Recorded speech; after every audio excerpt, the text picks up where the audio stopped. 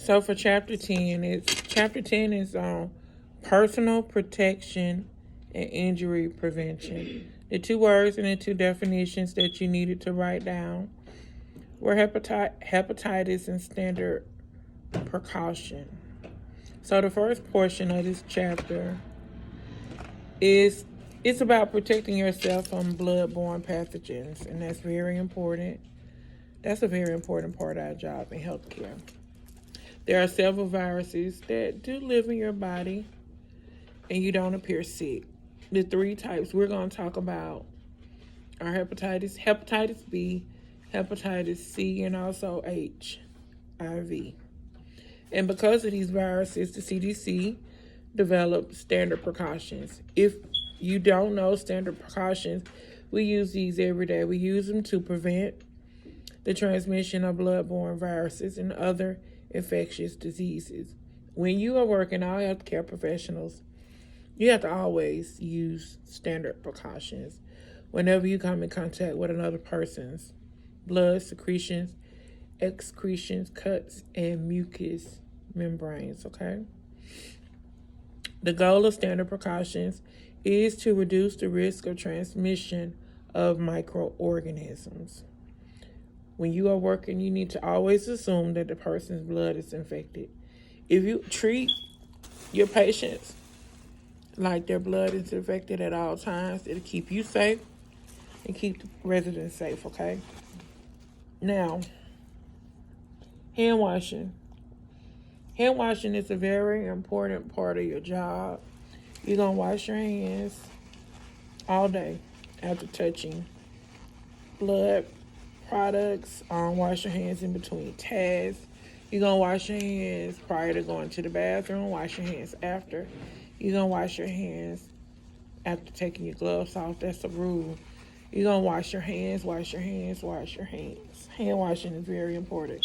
Now, gloves.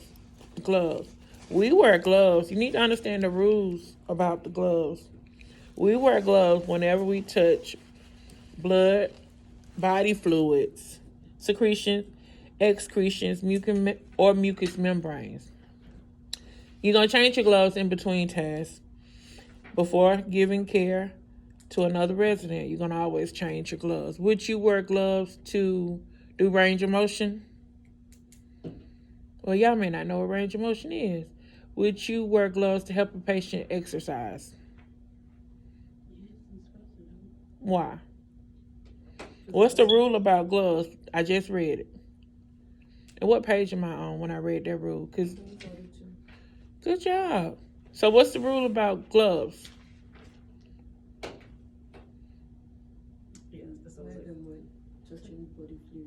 Okay, body fluids. Right. So would you wear gloves when you comb your hair? No. Would you wear gloves when you are brushing teeth? Body fluids are involved, yes. Would you wear gloves when you are doing foot care? Except foot care? Kiss liquids. You're going to soak the foot in the water. So, yeah. Okay. Now, resident care equipment.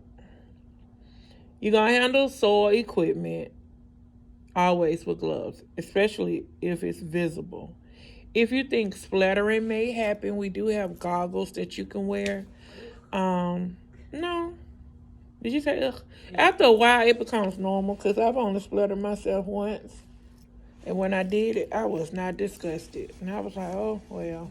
I did when I got garbage splattered on me. I just kept moving. I was not disgusted. Make sure anything that's disposable, you throw it away. Because y'all know we have a habit of keeping disposable things like I do. You keep disposable stuff? Like butter bowls and salsa jar. I keep them so when people leave my home, they won't take some like to go. You can have this. You already got a dish. But in healthcare, we can't keep disposable items. We got to throw them away. Like you may have a disposable blood pressure cuff or a stethoscope for an isolation room. If it's disposable, throw it away. Don't reuse anything, okay? Now, linen. You're going to always handle your linen in a manner that prevents exposure to your skin, your clothes, or your mucous membranes. I want you to think of it like this. When you're working, you're going in and out of rooms. Like the same uniform you gave Miss Smith the bath in. Not saying your uniform got on her, but it was in her room. So when you go to give Miss Rogers a bath, are you going to take Miss Rogers' linen and caress it? No. Your clothes are considered dirty. So you want to always hold your linen in a manner and away from your body, okay? Because you hug linen, we hug things. We do. So we're going to keep it away from our body. Occupational health and bloodborne pathogens. I am on page what? 142. Okay. Do you guys know that when it comes to occupational health, we're going to talk about OSHA. OSHA, you should always take care to prevent injuries from sharp objects. OSHA, they're going to make sure your facility teach you certain things like you never recap needle.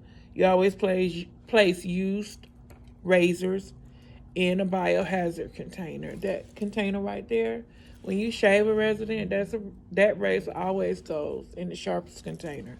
Okay? We don't just throw it in the regular trash. Shave? They don't what? They don't think it's common sense, I guess. To throw a razor in the sharps container? Well, I didn't think about shaving people or shaving residents, so I was thinking they show you like, or it should be simple to most people how to shave. No, they'll show you. Yeah, they'll show you.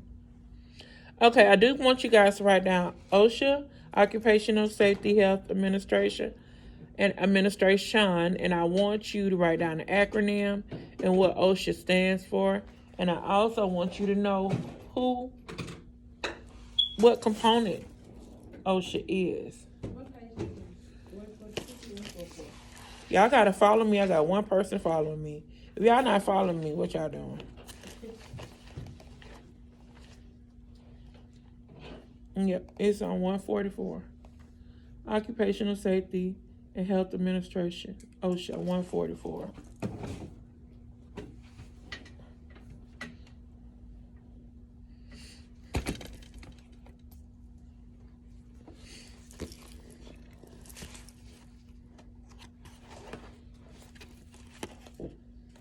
Y'all had a good night?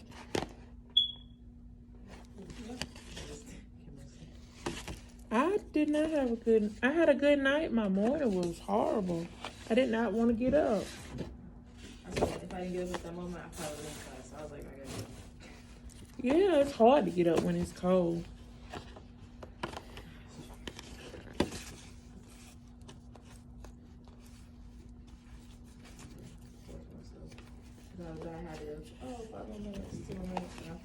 Set an alarm.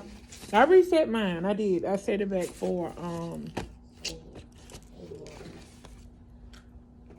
I get up at my first alarm goes off at 6 and my second alarm goes off at 6:30.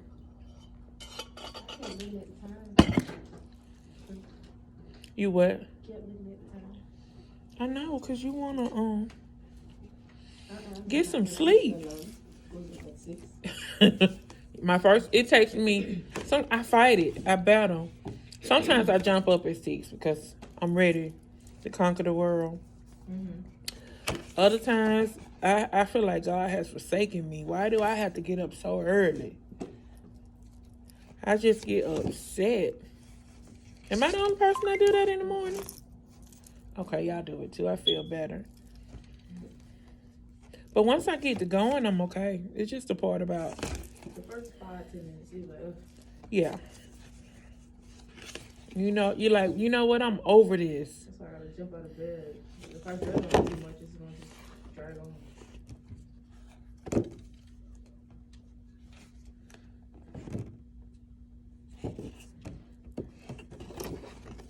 That's why I gotta set times.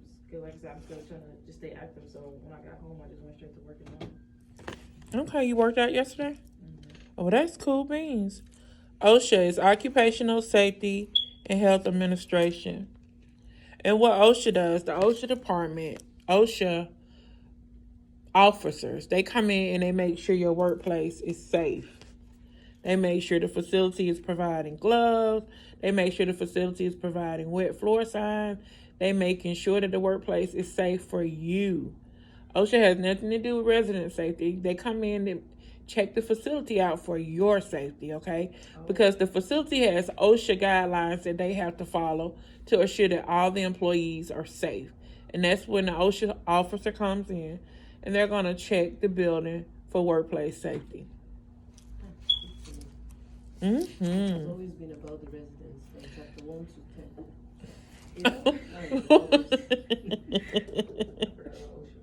10. Okay, the next thing we're going to talk about is PPE.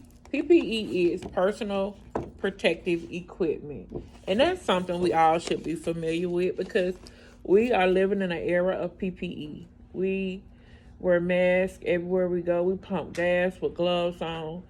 Personal protective equipment, okay? There are multiple different types of PPE. PPE, these are barriers used to prevent contact between the reservoir and the susceptible host.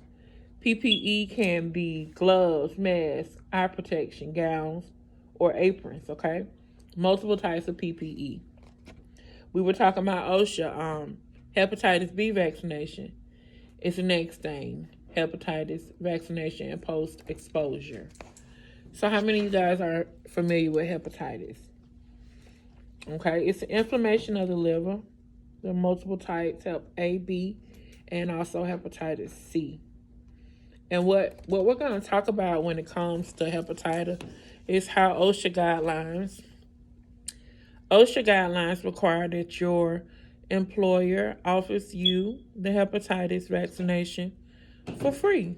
So if you haven't had it or if you need it, your employer has to offer it for free according to OSHA guidelines.